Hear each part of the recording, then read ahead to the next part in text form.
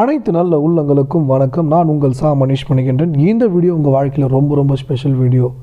இப்போ சனி பெயர்ச்சி நடந்துருச்சு. ஏமாற்றம், வலிகள், வேதனைகள், எதிர்மறையான விஷயங்கள், இப்படி நிறைய விஷயங்கள், அப்ஸ் அண்ட் டவுன், நல்லது கெட்டது எல்லாமே இருக்குது. பட் சில சூட்சமங்களை பயன்படுத்தி நிச்சயம் சக்ஸஸ் ஆக முடியும். இந்த சூட்சமத்தை பயன்படுத்தி சக்ஸஸ் ஆகிருக்காங்க, நீங்களும் சக்ஸஸ் ஆக முடியும். அந்த நம்பிக்கையோடு இதை பார்த்து இந்த விஷயத்தை அப்படியே நீங்கள் ஃபாலோ பண்ணும்போது உங்களுக்கு சாதகமான உறுதியாக ரிசல்ட் கிடைக்கும். மறக்க முடியாத அளவுக்கு உச்சபட்ச சந்தோஷம், மகிழ்ச்சியான வாழ்க்கை. நம்ம வாழ்க்கையில் தினமும் அழுதுகிட்ருப்போம், வருத்தப்பட்டுருப்போம். மற்றவங்கள பார்த்துட்டு இவங்களாம் சக்ஸஸ் ஆகிட்டுருக்காங்க, நம்ம சக்ஸஸ் ஆகலையே, இதெல்லாம் ஓரமத்திக்கு வச்சுருங்க. ஏன்னா நீங்கள் சக்ஸஸ் ஆக போகிறீங்க. அதனால தான் இந்த வீடியோவை பார்த்துட்ருக்கீங்க. இதை அப்படியே நீங்கள் ஃபாலோ பண்ண போகிறீங்க, உறுதியாக சக்ஸஸ் ஆக போகிறீங்க. இப்போ ஒரு விஷயம் என்னென்னா, மேஷத்திற்கும் கடகத்திற்கும் துலாமுக்கும் மகரத்திற்கும் இந்த 4 ராசி லக்கணம் ரெண்டுமே எடுத்துக்கலாம். இந்த ராசி லக்கணத்தில் பிறந்தவங்களுக்கு பாதகாதிபதி 11ஆம் இடம். எப்பயுமே மூத்த சகோதரர் தான் அவங்க பாதகாதிபதி. அந்த அமைப்பில் சுய ஜாதகத்திலே பார்த்திங்கன்னா லக்கணத்துக்கு இல்லை ராசிக்கு 11ஆம் இடத்துல அந்த பாதகாதிபதி அமர்ந்திருப்பார். பாதகாதிபதி வீட்டில் ஏதாவது கிரகம் உட்காந்துருக்கலாம், இல்லை பாதகாதிபதி அதுக்கு ஆகாத வீட்டில் போய் உட்காந்துருக்கலாம். அப்போ அது சம்மந்தமான தொல்லைகள் ஏற்படுது. இந்த இடத்துல மூத்த சகோதரரை பற்றி நினைக்காமல் இருக்கணும். முதல் பரிகாரமே இதுதான். முதல் பரிகாரமே மூத்த சகோதரரை பற்றி துளி அளவு கூட நினைக்கக்கூடாது. இதில் ஹைலைட் என்னென்னா, நேற்று ஒரு 50,000, 1 லட்சம், இன்றைக்கி 10,000, இல்லை ஒரு 1 கோடி 2 கோடி அப்படின்னு எவ்வளோ பெரிய நம்பர்னா வச்சுங்க. அது அதனால் அந்த மூத்த சகோதரால் சம்மந்தப்பட்டிருக்கிறதுனால தான் எனக்கு இழப்பு ஏற்பட்டிருக்குன்னு நீங்கள் நினச்சி வருத்தப்படக்கூடாது. அதுதான், அது 10,000 இருந்தாலும் சரி, அது 10 கோடி ரூபா இருந்தாலும் சரி. ஏன்னா இந்த இடத்துல அவரை பற்றி நினச்சி வருத்தப்படக்கூடாது. ஏன்னா நினச்சி வருத்தப்படும் போது அந்த ஆப்போசிட் ரியாக்ஷன் அப்படின்றது ஏற்படும். அந்த ஆப்போசிட் ரியாக்ஷன் அப்படின்றது ஏற்படாமல் இருந்தால் மட்டும்தான் இது ஆக்டிவேட் ஆகும். அப்போ அவங்க மூத்த சகோதரன் நினைக்கக்கூடாது. சரிங்க. ரெண்டாவது விஷயம் என்ன, உங்கள் சித்தப்பா பெருப்பா பசங்க அவங்கள நினைக்கக்கூடாது. ரெண்டாவது விஷயம். மூணாவது விஷயம், ரெண்டாவது திருமணம் ஆகினவர்களுக்கு ரெண்டாவது கணவரை பற்றியோ ரெண்டாவது மனைவியை பற்றியோ யோசிக்கக்கூடாது. திருமணம் ஆனவங்களுக்கு எல்லாருக்கும் ரெண்டாவது திருமணம் ஆகாது. ரெண்டாவது திருமணன்றது ஒரு போராட்டமான விஷயம். அது சில பேருக்கு ஏற்பட்டு சந்தோஷமாக இருப்பாங்க, இருந்தாலும் எல்லாருக்கும் அது பொருந்ததில்லை. இந்த மூணாவது விஷயம் ரெண்டாவது திருமணத்தை பொறுத்த வரைக்கும், ரெண்டாவது திருமண வாழ்க்கை சார்ந்த விஷயம் பற்றி கோவப்படாதீங்க, வருத்தப்படாதீங்க. அடுத்தது ரொம்ப முக்கியமாக, உங்கள் ராசிக்கு இல்லை உங்கள் லக்கணத்துக்கு 11ஆம் வீட்டு அதிபதி, அந்த ராசி அந்த லக்கணக்காரங்களை தொந்தரவு கொடுக்காதீங்க. மேஷத்தை பொறுத்த வரைக்கும் கும்பம் ராசி லக்கணம், கடகத்தை பொறுத்த வரைக்கும் ரிஷபம், துலாமை பொறுத்த வரைக்கும் சிம்மம், மகரத்தை பொறுத்த வரைக்கும் விருச்சிகம். அப்போ அந்த ராசி அந்த லக்கணக்காரங்களை வெறுக்காதீங்க, கெட்டவாதில் திட்டாதீங்க. தவறே செஞ்சுருப்பாங்க, அதையெல்லாம் சொல்லி வார்த்தைகளை பயன்படுத்தாதீங்க. 4 விஷயம் முடிச்சா 5வது விஷயம் ரொம்ப முக்கியமான சூட்சமும், நீங்கள் எந்த சூழ்நிலையும் மேஷத்தில் பிறந்தவங்க பெண்களை இழிவாக பேசக்கூடாது. மேஷத்தை பொறுத்த வரைக்கும் வேலை செய்யக்கூடிய ஆட்களை பொறுத்த வரைக்கும் இழிவாக பேசக்கூடாது. ஞாபகம் வச்சுக்கிங்க. ஏன்னா சனியோட வீடு 11ஆம் வீடு. அடுத்தது கடகம், 11ஆம் வீடு சுக்கிரன். பெண்களை இழிவாக பேசிடக்கூடாது, சினிமாக்காரங்களை இழிவாக பேசிடக்கூடாது. அடுத்தது துலாம், இவங்க அரசியல்வாதி, அரசியல் சார்ந்த விஷயங்களை பேசக்கூடாது. ஏன்னா அது 11ஆம் இடம் சூரியன் இல்லை. அதே மகரம், போலீஸ்காரங்களை பற்றியோ இராணுவ அதிகாரியை பற்றியோ விமர்சனம் பண்ணக்கூடாது. இதெல்லாம் ஒரு பேசிக்கான விஷயத்தை தான் இங்கே சொல்லிட்டு இருக்கிறேன். இவங்களை விமர்சனம் பண்ணும்போது அது ஆப்போசிட் ரியாக்ஷன் ஆரம்பிச்சிடும், ஆக்டிவேட் ஆகிடும். அதுக்காக தான் நான் சொல்லிட்டு இருக்கிறேன். அப்போ தான் முழுமையான யோக பலனை நீங்கள் பெற முடியும். அதுக்காக தான் இவ்வளோ தூரம் விளக்கம். அடுத்தது 5வது விஷயம், 6வது விஷயம் அப்படின்னு எடுத்துக்கிட்டிங்கன்னா, நீங்கள் ஒரு இலக்கு வச்சுருப்பீங்க, அந்த இலக்கை யார்ட்டையும் சொல்லக்கூடாது. நேற்று வரைக்கும் கூட அந்த இலக்கு எல்லார்ட்டையும் சொல்லியிருந்துருக்கலாம். இன்றைக்கி அதை கொஞ்சம் ஆல்ட்ரு பண்ணி கூட இலக்கு ஃபிக்ஸ் பண்ணிங்க, யார்ட்டையும் சொல்லக்கூடாதுன்ற ஒரு காரணத்துக்காக. அந்த இலக்கு 3 மாதத்தில் கிடைக்கணும், 6 மாதத்தில் கிடைக்கணும், 1 வருஷத்தில் கிடைக்கணும் அப்படிலாம் இல்லாமல் அது கிடச்சிருச்சு,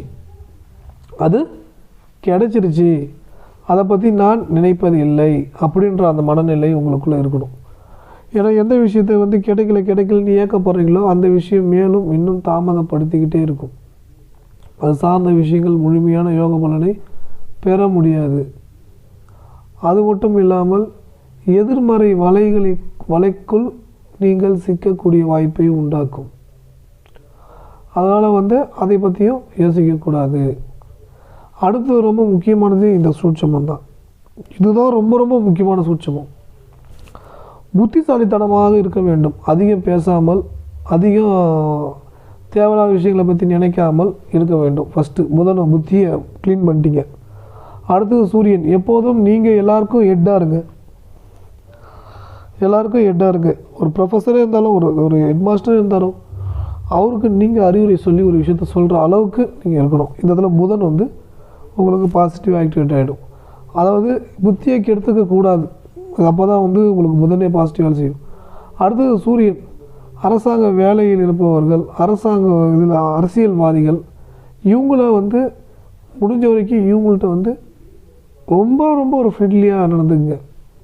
அதுக்காக ரொம்ப ரொம்ப இறங்கி வேலை செஞ்சாலும் ஆப்போசிட் ரியாக்ஷனை கொடுக்கும். இதை நீங்கள் புரிஞ்சுக்கணும். ஸோ இந்த புதனும் செவ்வாயை கூட்டினா வரக்கூடிய நம்பர் தான் சுக்கிரன். ஏன்னா புதன் வந்து 3. புதன் வந்து 3ஆம் நம்பரு. அதில் வந்து பார்த்திங்கன்னா 50 அப்படின்னு எடுத்துக்கங்க. புதன் வந்து 5ஆம் நம்பர், மன்னிச்சிங்க 5ஆம் நம்பரு. 50ன்னு எடுத்துக்கங்க, 5ன்னு எடுத்துக்கங்க. 5. சூரியன் வந்து 1ஆம் நம்பர், கூட்டினா என்னது 6ஆம் நம்பர். 6ஆம் நம்பர் என்னது சுக்கிரன். இந்த சுக்கிரன் வந்து ஒரு மனுஷனுக்கு திருமண வாழ்க்கை, பொருளாதார வளர்ச்சி,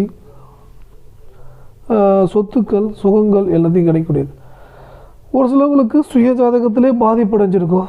அது வலுவிழந்து இருக்கும்போது அந்த ஆடம்பர வாழ்க்கையை அனுபவிக்க விடாது. இதில் மேஷத்துக்கு பார்த்திங்கன்னா 2ன்ற குடும்பம், 7ன்ற திருமண வாழ்க்கை. கடகத்தை பொறுத்த வரைக்கும் வீடு வாங்கின சொத்துக்கள், அதிர்ஷ்டங்கள், மூத்த சகோதரர், சித்தப்பா உறவுகள்.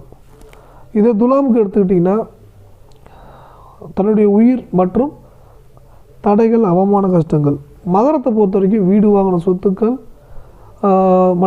பூர்வ புண்ணிய ஸ்தானம், முதல் குழந்தை, அதுக்கடுத்தது தொழில், உத்தியோகம், வேலையை குறிக்கக்கூடியது. இப்போ இந்த சுக்கிரன், இந்த காரகத்துவெல்லாம் ஒவ்வொரு ராசி லக்னத்துக்கு நான் சொல்லிட்டேன்.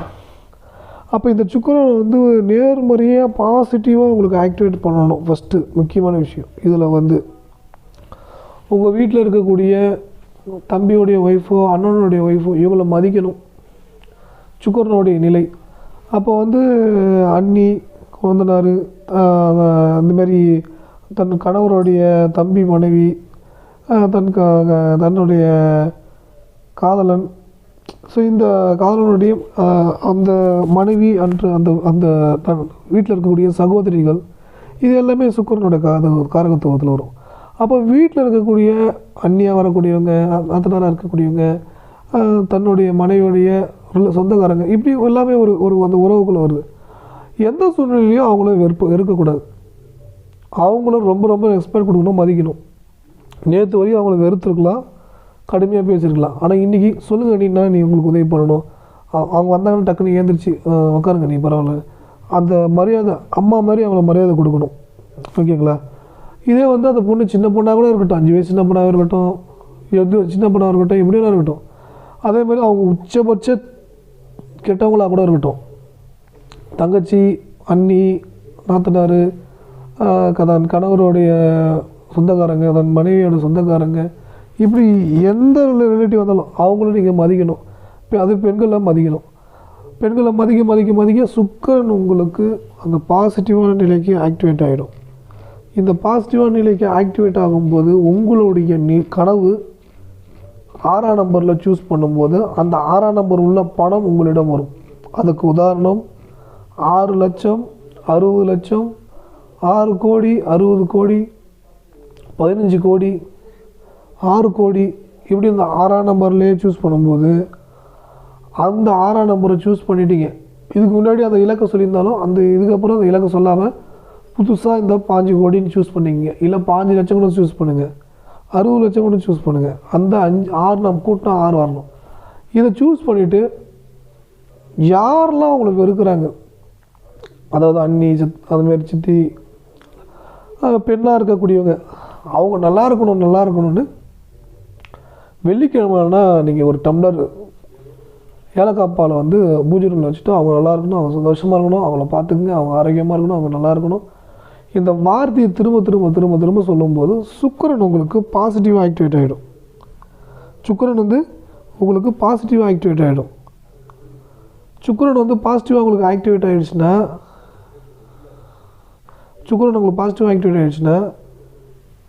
இந்த 15 கோடின்றதோ இல்லை 60 லட்சம்ன்றதோ இல்லை 6 கோடின்றதோ இலக்கை வந்து அடைவதற்கான வாய்ப்பை இது ஏற்படுத்தும். இந்த 6 நம்பரை சூஸ் பண்ணி இதை மட்டும் கற்பனை பண்ணி, அதேமாரி அவங்களுக்கு நீங்கள் அவங்கள ஒரு விஷயம் என்னென்னா மதிக்க முடியல, பேச முடியல, வெளியூரில் இருக்காங்க, பேசுறது இல்லைன்னா கூட கற்பனையில் கூட அவங்கள மதிக்கணும்.